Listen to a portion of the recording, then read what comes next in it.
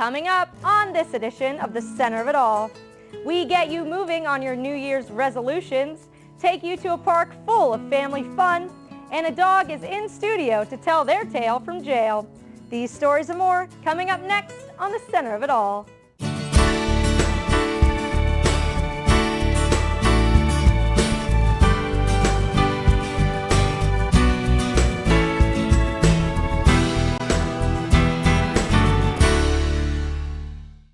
Hey guys, welcome to the Center of It All. We have a great show for you today, but first, have you been keeping up on those New Year's resolutions? Well, if getting in shape was your goal, we have someone who can help. A new year means it's resolution time, and for many of us, getting physically fit is on the top of our list. Millions flock to fitness clubs each January to work off those holiday LBs. YMCA personal trainer Matt Luxick says it's a great time to get active. We see a pretty good increase in the amount of people that come in here, obviously in January because everyone's doing their little New Year's resolutions. But you know, I think it's a great time just because people seem motivated, you know, coming off of the holidays. Starting a workout routine can be rough, especially if you haven't been physically active in a while. The key is to be consistent, and you don't have to hit the gym for hours. Matt says you can get a great workout in just 30 minutes. You know, you can get in a really solid workout in a half hour. I mean, I do it all the time. It's just about intensity. You know, it could be really intense for a half hour and you're gonna feel like you just worked really hard. Or it could be an hour long and you're just kind of more sustained over a longer period. Either way, you know, works, but you can certainly get in a workout in a half hour. Even if you don't have a gym membership, you can get your body moving right at home. As far as being in the comfort of your own home working out, if you don't have any sort of equipment, I mean, you know, you're going to have to do a lot of body weight type exercises, and there's a lot of information on that kind of stuff on the internet. For those interested in joining a gym, the Center County YMCA offers a fantastic wellness program. The wellness program here has a number of different things involved. One being the group fitness classes that we offer. Anything from like yoga to cross training, which is, you know, like a strength training circuit kind of class. And then over in our program center here we do semi-private training, which is personal training in small groups basically. And you know, that's one of our most popular things where we have running. Group personal training is very popular at the Y. You know, I've done both. I've done personal training, you know, one-on-one, and I've done the semi-private training. And I think for the actual participants, you know, it seems a lot more enjoyable for them because they're there with, you know, 2 or 3 other people who are working towards the same goals. The Center County YMCA is dedicated to strengthening the foundations and well-being of our community through fitness, sports, and play. For more information on your local YMCA, visit ccymca.org. Now it's cold, the days are shorter, and you're running out of fun things to do this winter. Don't worry, we found a place where the fun never ends. Bowling, roller skating, and watching movies. Sounds like the usual winter activities. But where can you find all this in one building? The park at Morson's Cove, of course. Located in Martinsburg, the park was founded 100 years ago. In 1934, the recreation complex was created and has been supplying family fun ever since. The park is a non-profit corporation run by a board of directors. President Kara Ebersol loves the park and wanted to do anything she could to help out. I have 3 kids of my own, and when I moved here from Everett, which isn't that far away, but we didn't have anything like this there. This is such a neat place, and there's so much to actually do here. You know, to bring my kids up to Acorn Cove, because we have a little playground outside. It's all wooden and hand-built by the people that live here. You know, it's gorgeous. and you just don't get that everywhere. The multi-purpose facility holds bowling leagues, banquet events, and so much more. During the winter months, we have a gymnasium, so you can do volleyball, basketball, dodgeball, that's a big one. There's also skating. We have public skate from 1 to 4 on Saturdays and Sundays. And we have the bowling alley, and that's a very busy place. We have about 6 leagues that meet in there, and then a youth league as well on Saturday mornings. And then we have open bowling time for everybody else too. Many of the activities at the park are fairly inexpensive. Some are even free. We recently started family movie nights, so that's once a month. We show a movie, and it's a free movie. You just pay for the food or whatever that you eat. And we're going to start doing First Friday Family Fun Night. So it'll be the first Friday of every month, and it's $1 to bowl, $1 to skate, and then when you're all done, you get a coupon for Fox's Pizza. The park is supported by hard work and the financial generosity of the community.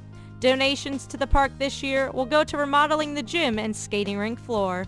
For everything the park at Morrison's Cove has to offer, visit them online at mcmp.org. You can also check out Morrison's Cove Memorial Park on Facebook. When we come back, we are at the hard hat ceremony for PSECU's new location in downtown State College. The Pennsylvania State Employees Credit Union will be opening their first branch in State College. We stopped by the hard hat ceremony to get the details. PSECU is a full-service credit union serving more than 425,000 members. As a nonprofit financial institution, their goal is to help members achieve a better life. One way they are helping out their Center County members is by opening an innovative financial center in State College. PSECU recently held a hard hat ceremony to get the community excited about their new location at 502 East College Avenue. Well, this was just our kind of our kickoff. We couldn't actually do a groundbreaking because the property's already here, but we wanted to do something at the start of the process. We're going to have people in here very shortly, construction crews, working on changing this existing facility completely. It won't look like this when it's done. With a large deposit base and almost 19,000 members, our area is a great place for a new location. We have a presence here in State College already. We have a call center and data center that employs about 70 people already here in State College. But we also have a large deposit base. We have over $200 million in deposits in the local community and about 19,000 members who are members of PSECU that live in this area. Considered a branchless credit union, PSECU wanted to create a physical presence in the community by opening a service center. We don't actually think of this as a branch, but it's a service center, and it's a place where new members especially could come with questions that they might have about the credit union. We'd help them with the application process, the membership process. PSECU is expected to open their branch in March. Now coming up on Kitchen Encounters, Mel has got a family favorite recipe that makes more than enough for seconds. Welcome back to the center of it all. This time of year, don't you just crave a hearty dinner? Well, Mel has got her classic lasagna recipe the whole family will love.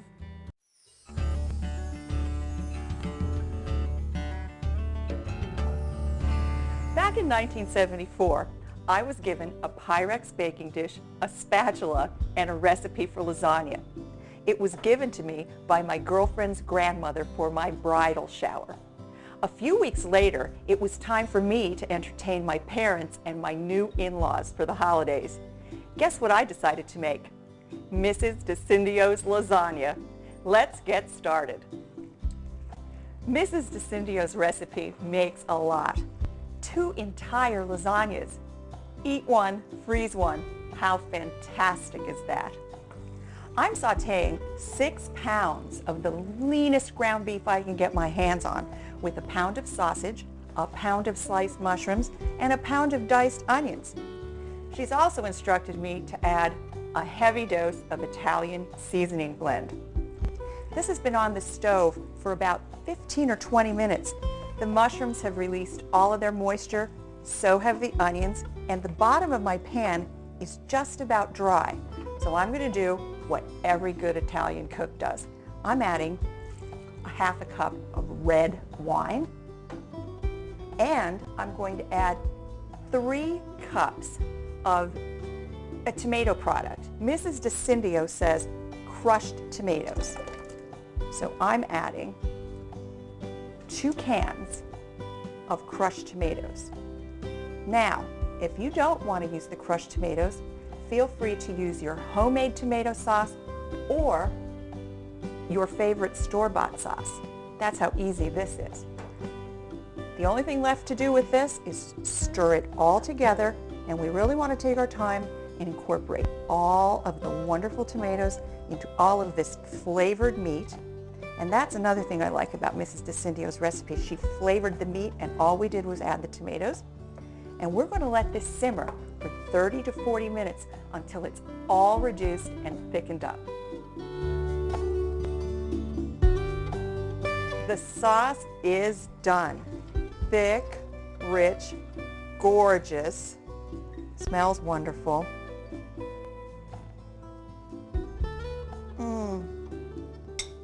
Seasoned perfectly. By the way, this is a great meat sauce if your kids like spaghetti and meat sauce. I'm going to turn this off.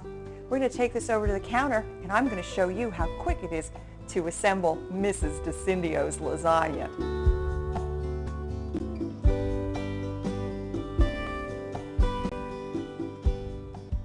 It's time to assemble our lasagna. I've placed a thin layer of our finished sauce in the bottom of my 9x13 baking pan. The next thing is you're going to need a half of a 1-pound box of lasagna noodles for each of the 2 lasagnas. And Mrs. DeCindio says there's no reason to cook these noodles as long as your sauce is hot when you put the lasagna together. So I'm going to start by layering 4 lasagna noodles, and these are the real noodles, not the fancy no boil kind, and 1 noodle that I've broken the end off to fit in the empty space. How easy is that? The next thing we're going to do is layer our cheeses, and Mrs. DeCindio says there's no reason to stand around and grate cheese all afternoon. Just ask the person at the deli counter to kindly slice your cheeses thin enough so that you can just simply layer them on your lasagna. I'm starting with Cooper CV. A substitute for this would be white American cheese. And I'm just going to put, and look at how my deli person sliced it for me. It doesn't get any easier than this. So I'm going to put 10 pieces of Cooper CV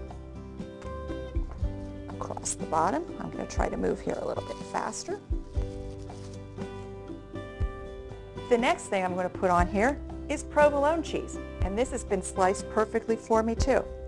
I'm just going to, side by side, arrange 6 slices of provolone. Same with our mozzarella. How easy is this? And the other thing I like about using sliced cheese is you get a lot more ingredients in your lasagna pan rather than airspace that the grated cheese actually takes up. So we've got 6 slices of mozzarella. And now we're going to place another layer of sauce right on top. Oh, this smells wonderful. I can't wait for you to taste this. Another layer of our meat sauce right on top.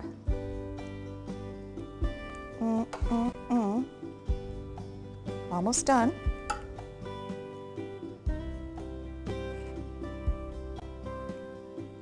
That's just about perfect. And next, we've got, of course, our Parmigiano Reggiano on top of this is going to melt right into the sauce. Nice little helping of that. Now what I'm going to do is I'm going to follow this up with another layer of noodles.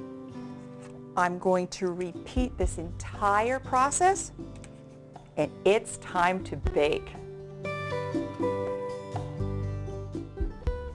In about 5 or 6 minutes, I've assembled this wonderful lasagna. And as you can see, I have half of the meat sauce left, and I'm going to go on and I'm going to make another one. Now my choice right now is bake or freeze. I'm either going to pop this in the oven or I'm going to cover it and I'm going to freeze it and eat it at a later date.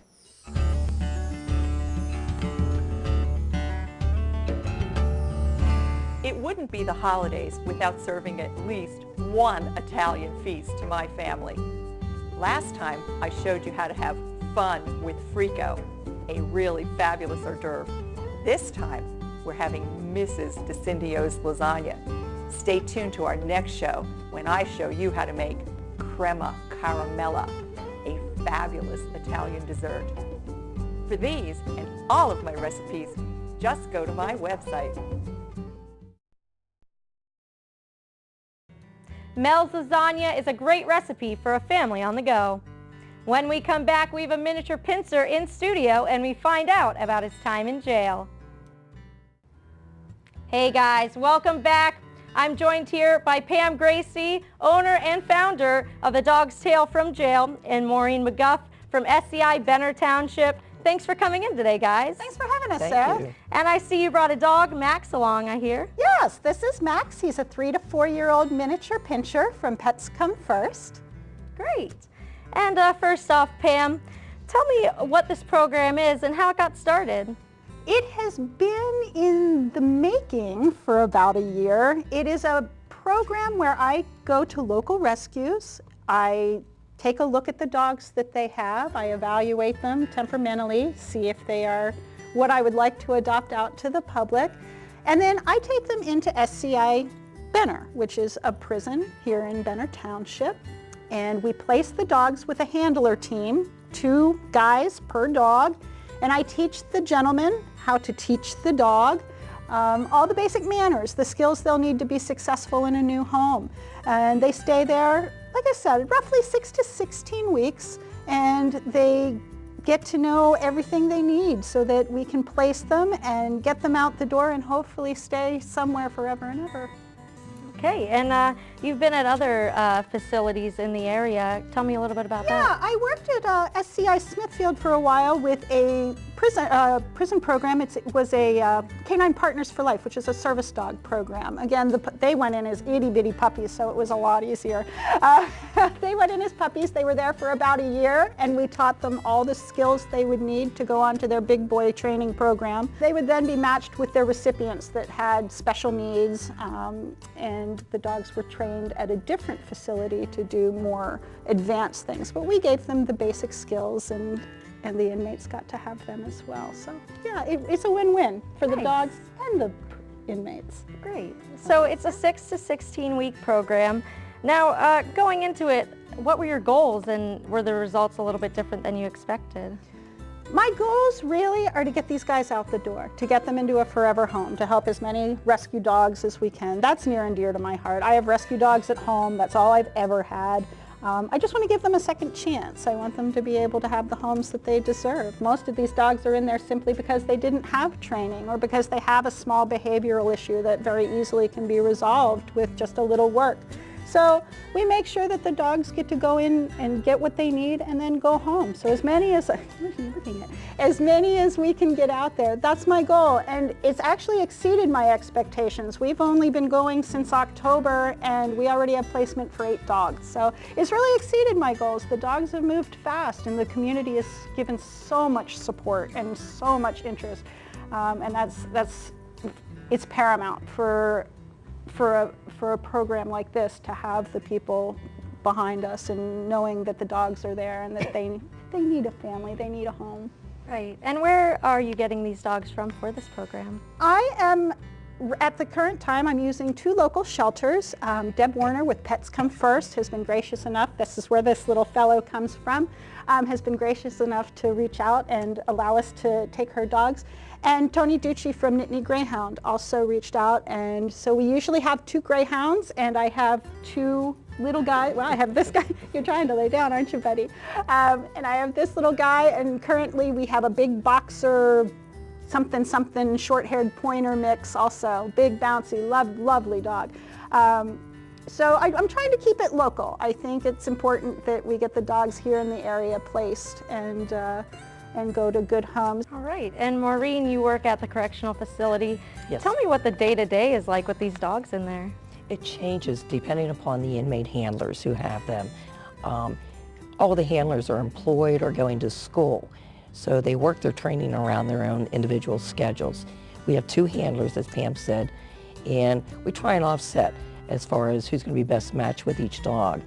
Pam pretty much has chosen an outstanding group of individuals working with the animals. So while one inmate may be going to work for the day, the other inmate handler is spending his time working with the dog, and then whenever the first handler comes back from work, he'll spend the evening working with the dog. So it all depends on the inmate's schedule with work, school, and activities they're involved in. They all share in the activities of taking them out 24/7. Great. And how has this program affected the inmates? It's been a blessing for many of them. It's an opportunity for the inmates to give back. They understand that they've committed offenses against society, and they see this giving the dogs a second chance by working and training them as their way of demonstrating that they deserve a second chance too. They're able to do something positive. Definitely. Well, great program, you guys. Oh, thank you And so thank you much. so much for coming in and bringing Max. Appreciate you having us. Thanks so much. Of course. And that's all we have for this edition of The Center of It All. For more great WHVL content, log on to our YouTube page, like us on Facebook, and be sure to follow me on Twitter. Thanks for joining and have a great day.